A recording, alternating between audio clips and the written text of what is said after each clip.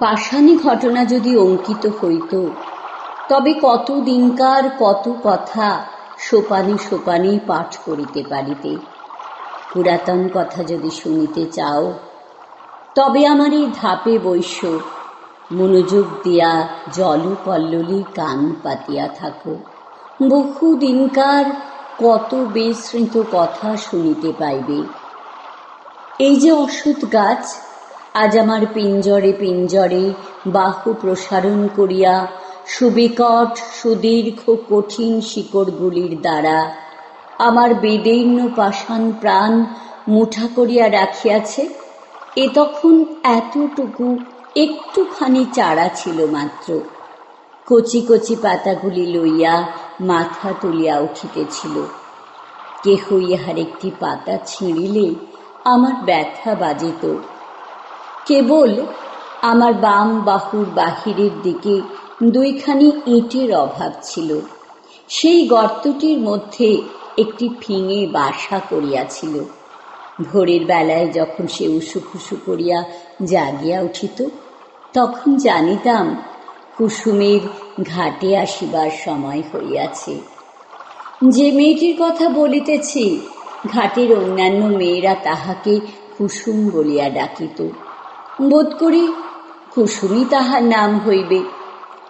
সে যখন আমার পাষাণের উপর পা ফেলিত ও তাহার চারগাছি মল বাজিতে থাকিত, তখন আমার শৈবাল গুল্মগুলি যেন পুলকিত হইয়া উঠিত। যখন তখন দেখিতাম কুসুম জলের ধারে বসিয়া আছে। জলের সঙ্গে তাহার হৃদয়ের বিশেষ যেন কি মিল ছিল। সে জল ভারী ভালোবাসিত। কিছুদিন পরে কুসুমকে আর দেখিতে পাই না। ভুবন আর স্বর্ণ ঘাটে আসিয়া কাঁদিত। শুনিলাম তাহাদের কুসুমকে শ্বশুর বাড়ি লইয়া গিয়াছে। শুনিলাম যেখানে তাহাকে লইয়া গিয়াছে সেখানে নাকি গঙ্গা নাই। ক্রমে কুসুমের কথা একরকম ভুলিয়াই গিয়াছি। 1 বৎসর হইয়া গিয়াছে ঘাটের মেয়েরা কুসুমের গল্প বড় করে না। একদিন সন্ধ্যার সময়ে বহুকালের পরিচিত পায়ের স্পর্শে সহসা যেন চমক লাগিল। মনে হইল যেন কুসুমের পা।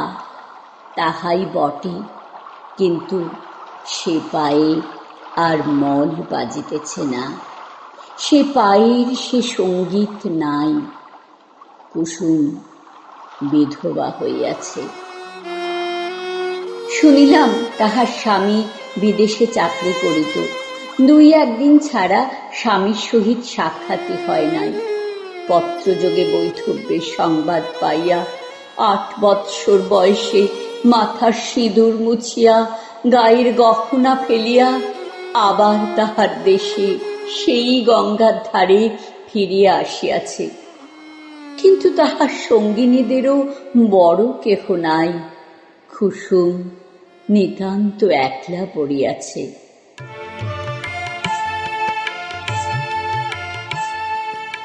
বর্ষার আরম্ভে গঙ্গা যেমন প্রতিদিন দেখিতে দেখিতে ভরিয়া উঠে, কুসুম তেমনি দেখিতে দেখিতে প্রতিদিন সৌন্দর্যে যৌবনে ভরিয়া উঠিতে লাগিল। কিন্তু তাহার মলিন বসন, করুণ মুখ, শান্ত স্বভাবে সে যৌবন, সে বিকশিত রূপ সাধারণের চোখে পড়িত না। সেদিন আমার পাষাণের উপরে একটু একটু শিশিরের রেখা পড়িয়াছিল। সেই দিন সকালে কোথা হইতে গৌরতনু সৌমোজ্জ্বল মুখচ্ছবি দীর্ঘকায় এক নবীন সন্ন্যাসী আসিয়া আমার সম্মুখস্থ ওই শিব মন্দিরে আশ্রয় লইলেন। সন্ন্যাসীর আগমন বার্তা গ্রামে গ্রামে রাষ্ট্র হইয়া পড়িল। মেয়েরা কলসি রাখিয়া বাবা ঠাকুরকে প্রণাম করিবার জন্য মন্দিরে গিয়া ভিড় করিল। নারী সমাজে অল্পকালের মধ্যেই তাহার অত্যন্ত প্রতিপত্তি হইল।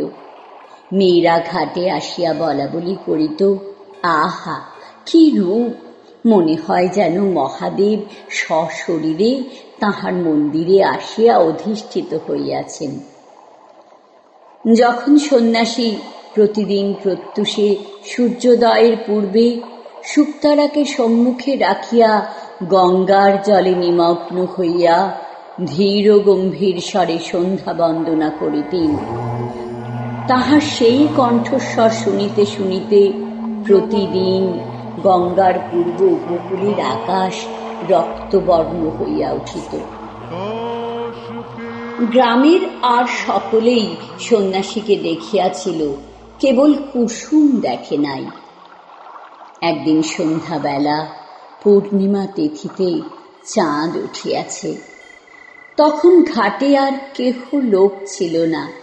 ঝিঁঝি পোকা ঝিঁ ঝিঁ করিতেছিল। মন্দিরের কাঁসর ঘণ্টা বাজা এই কিছুক্ষণ হইল শেষ হইয়া গেল। আমার উপরে ছায়াটি ফেলিয়া কুসুম বসিয়া আছে। সন্ন্যাসী ধীরে ধীরে মন্দিরের ভিতর হইতে বাহির হইয়া আসিলেন। ঘাটে আসিয়া দুই এক সোপান নামিয়া একাকিনী রমণীকে দেখিয়া ফিরিয়া যাইবেন মনে করিতেছেন।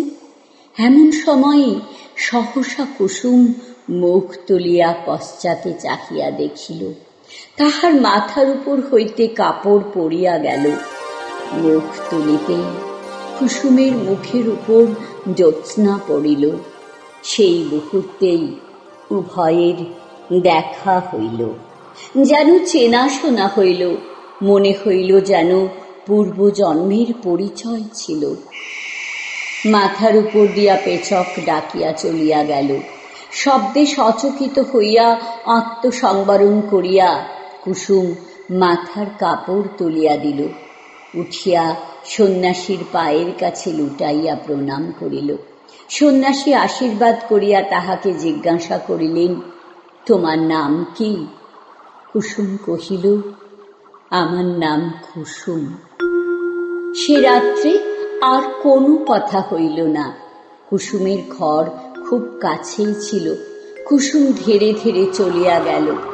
সে রাত্রে সন্ন্যাসী অনেকক্ষণ পর্যন্ত আমার সোপানে বসিয়াছিলেন। তাহার পরদিন হইতে আমি দেখিতাম কুসুম প্রত্যহ আসিয়া সন্ন্যাসীর পদধূলি লইয়া যাইত। প্রত্যহ সে মন্দিরের কাজ করিত, দেবসেবায় আলস্য করিত না। পূজার ফুল তুলিত, গঙ্গা হইতে জল তুলিয়া মন্দির ধৌত করিত। সে যখন ভক্তি ভরে প্রভাতে সন্ন্যাসীর পায়ের কাছে লুটাইয়া পড়িত, তখন তাহাকে দেবতার নিকটে উৎসর্গীকৃত শিশির ধৌত পূজার ফুলের মতো দেখাইত। সময়টা এইরূপ আসিয়াছে।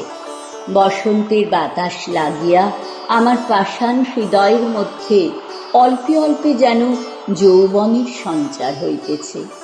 এ সময়ে কুসুমকে আর দেখিতে পাই না। কিছুদিন হইতে সে আর মন্দিরেও আসে না, ঘাটেও আসে না। সন্ন্যাসীর কাছে তাহাকে আর দেখা যায় না। ইতিমধ্যে কি হইল আমি কিছুই জানিতে পারি নাই। কিছুকাল পরে একদিন সন্ধ্যাবেলায় আমারই সোপানে সন্ন্যাসীর সহিত কুসুমের সাক্ষাৎ হইল। কুসুম মুখ নত করিয়া কহিল, প্রভু, আমাকে কি ডাকিয়া পাঠাইয়াছেন? হ্যাঁ, তোমাকে দেখিতে পাই না কেন? আজকাল দেব সেবায় তোমার এত অবহেলা কেন? কুসুম চুপ করিয়া রহিল। সন্ন্যাসী কহিলেন, আমার কাছে তোমার মনের কথা প্রকাশ করিয়া বলো। কুসুম ঈষৎ মুখ ফিরাইয়া কহিল, প্রভু, আমি পাপীয়সী, সেই জন্যই এই অবহেলা। সন্ন্যাসী অত্যন্ত স্নেহপূর্ণ স্বরে বলিলেন, কুসুম, তোমার হৃদয়ে অশান্তি উপস্থিত হইয়াছে, আমি তাহা বুঝিতে পারিয়াছি। তোমার অশান্তির কথা আমাকে সমস্ত ব্যক্ত করিয়া বলো, আমি তোমাকে শান্তির পথ দেখাইয়া দিব। কুসুম অটল ভক্তির স্বরে কহিল, আপনি আদেশ করেন তো অবশ্য বলিব। প্রভু, আমি একজনকে দেবতার মতো ভক্তি করিতাম, আমি তাহাকে পূজা করিতাম, সেই আনন্দে আমার হৃদয় পরিপূর্ণ হইয়াছিল। কিন্তু কিন্তু একদিন রাত্রে স্বপ্নে দেখিলাম যেন তিনি আমার হৃদয়ের স্বামী। কোথায় যেন একটি বকুল বনে বসিয়া তাহার বাম হস্তে আমার দক্ষিণ হস্ত লইয়া আমাকে তিনি প্রেমের কথা বলিতেছেন। এ ঘটনা আমার কিছুই অসম্ভব, কিছুই আশ্চর্য মনে হইল না।